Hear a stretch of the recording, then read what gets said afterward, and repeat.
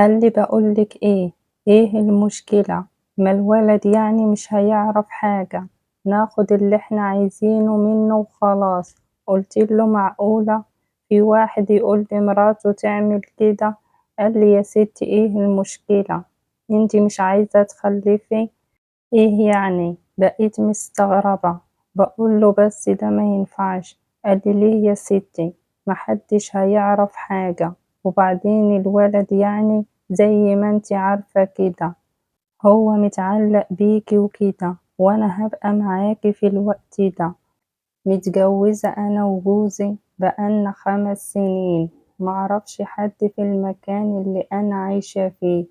هي عمارة، هو بينزل يروح شغله وأنا مقفول عليا الباب 24 ساعة. دخن على الدكاترة عشان الخلفة، لكن معرفش ايه المشكلة عندي وما بخلفش. جوزي آخر ما زهق قالي بقولك ايه، خلاص بقى ده نصيبنا واحنا هنعيش كده، ايه المشكلة يعني؟ وفي مرة من المرات لقيت جارتي بتخبط عليا، كانت عايزاني اخد بالي من ولادها عشان تنزل تشتري حاجة ضروري. ومن هنا بدأت أتعرف عليها وحسيت إنه هي ست كويسة جدا، وعندها ولد كبير عنده 15 سنة، وبنت لسه يعني يعتبر رضيعة. وبدأت أتعرف عليها، حسيت إنه الوقت بدأ يعدي معاها، وبدأت أتعرف عليها وبدأت أقول لها إنه أنا ما بخلفش، وهي كمان بدأت تحكيلي ظروفها إنه جوزها مسافر وكده، وما شفتش معاها في الأول غير بنت. وأنا قاعدة معاها لقيت الباب بيخبط، قلتلها انتي عندك حد في الأوضة؟ جوزك جوه؟ قالت لي لأ ده ابني. قلتلها ابنك؟ قالت لي تعالي. وراحت فاتحة الباب ولقيت ابنها شاب زي القمر. بقول لها ليه قافلة عليه؟ قالت لي بصراحة أصل هو يعني مخه تعبان شوية. قلت لها طيب ايه المشكلة يا ستي؟ عادي. قالت لي لأ، أصل لما بتجيله الحاجة ممكن يعمل حاجة غلط كده أو كده، فبقفل عليه عشان لو حد عندي ما يتضايقش. قلت لها لأ، خليه يقعد معانا. وفعلا خرج، وحسيت قد ايه الولد وسيم وحلو، وبدأت أتعود عليه وهو يتعود عليا، وبقيت بعامله بحنية وكل حاجة، يعني لدرجة إنه أنا ساعات بخش أحميه وأعمل له أي حاجة. الولد أخد عليا بطريقة رهيبة، لدرجة إنه هو كان طبعا الشقة قدام الشقة، وكان بيخش ويخبط عليا. أيوة كان بيخبط عليا عشان أفتح له ويقعد عندي، وكنت فعلا بدخله. والولد طيب وما بيعملش أي حاجة، كنت بفتح له التلفزيون ويفضل قاعد عندي. وكان جوزي يجي من الشغل وحكيت له بقى على جارتي وابنها، وإنه أنا خلاص اتعودت عليها، وإنه هي ست محترمة.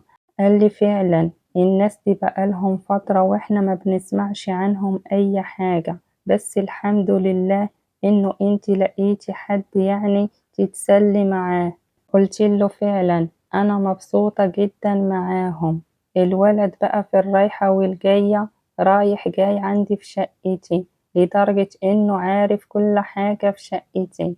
الولد تحس إنه هو ذكي، لكن بيجي فترة كده تحس إنه هو فعلا مخه باين عليه إنه هو فعلا عنده تخلف، لكن عادي. أنا حبيته وحسيت إنه أنا يعني اتعودت عليه.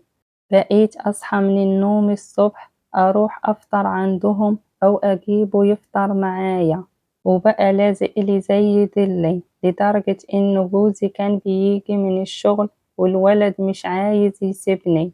الولد مامته بتشده وهو ما يرضاش.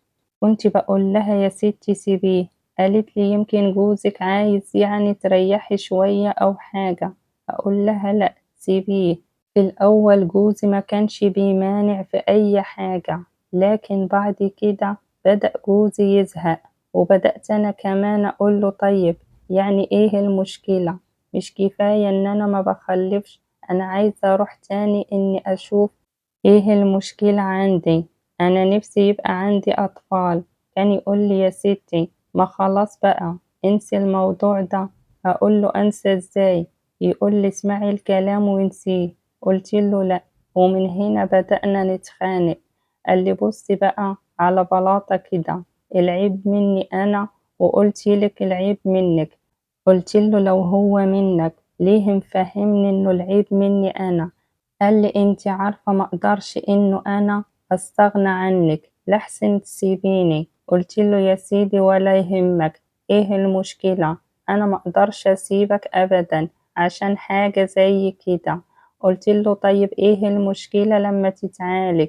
قالي على فكرة أنا بتعالج من زمان، بس آخر حاجة الدكتور قالي خلاص ملكش في الخلفة ولا في العيال، ارضى بنصيبك. وأنا رضيت وقلتله مفيش مشكلة عادي، يعني المهم نبقى إحنا كويسين. وبصراحة اتصدمت إنه هو كان مخبي عليا في الأول.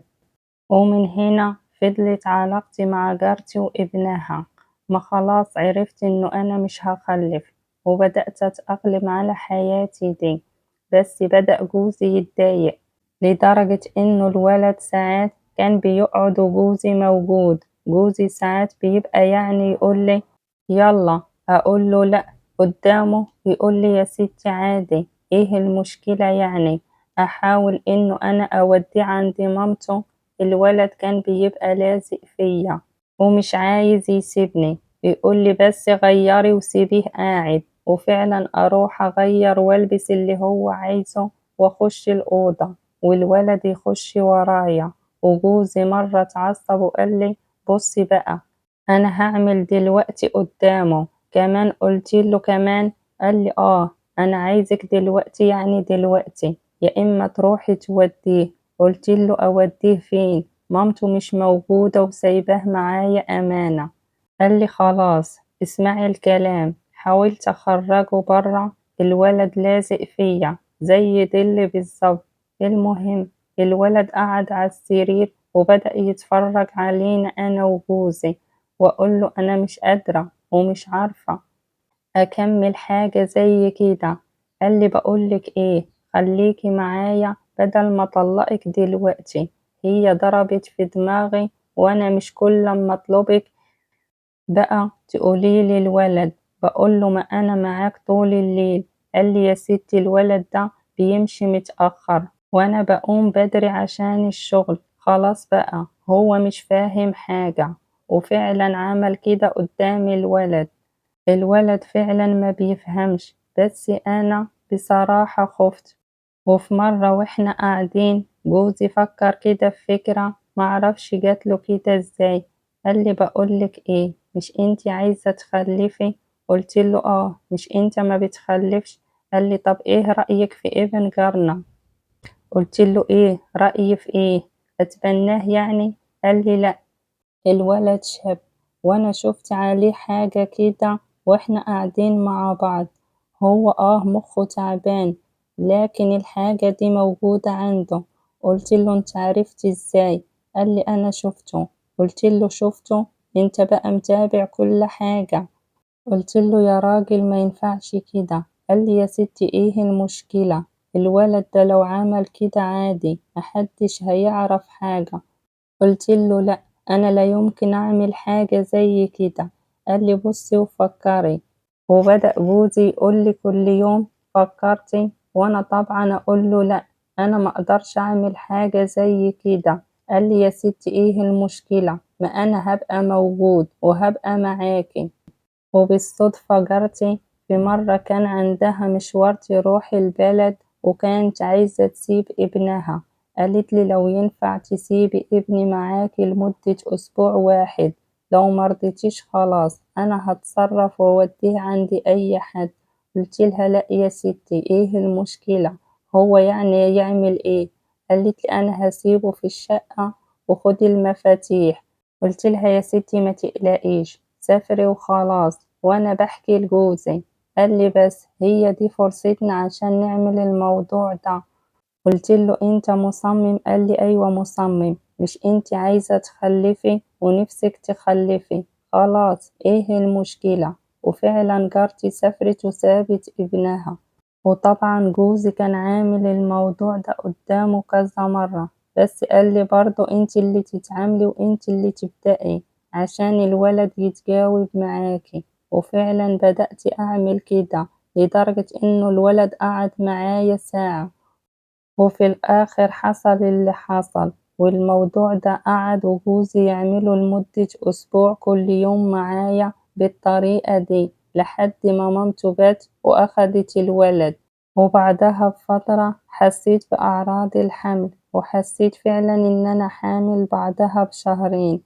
وفعلا رحت حللت وطلعت حامل، وكنت فرحانة جدا، وعدت شهور الحمل وأنا قاعدة وقافلة بابي وبتجنب جارتي وابنها. معرفش ليه، ايه اللي خلاني اتضايق منهم قوي كده، ولحد ما ولدت. ومن هنا بقى جوزي قالي انا ماليش دعوة بالطفل ده، انا حاسس انه انا مش حابه ومش حابب الموضوع ده. قلتله لو انت مش حابه تعمل فيا كده ليه؟ قالي بقولك خلاص ارمي الطفل ده او وديه في اي حتة، يا اما هطلقك، انا مش عايز الطفل ده. بعد ما عملت كده وسمعت كلامه هو تخلى عني. بقيت من هنا مش عارفة أعمل إيه ولا أروح فين. جوزي طلقني لأني أنا طبعا صممت إنه أنا مش هوديه أي حتة، ده روح. ومن هنا قررت إن أنا أحكي لجارتي على كل حاجة. الموضوع صعب على أي حد وممكن ما تصدقهوش كمان. والمشكلة في الندل جوزي اللي مش عارفة هو عمل ليه كده، ليه ورطني التوريطة دي. أنا عارفة إن أنا غلطت، بس صدقوني غصب عني.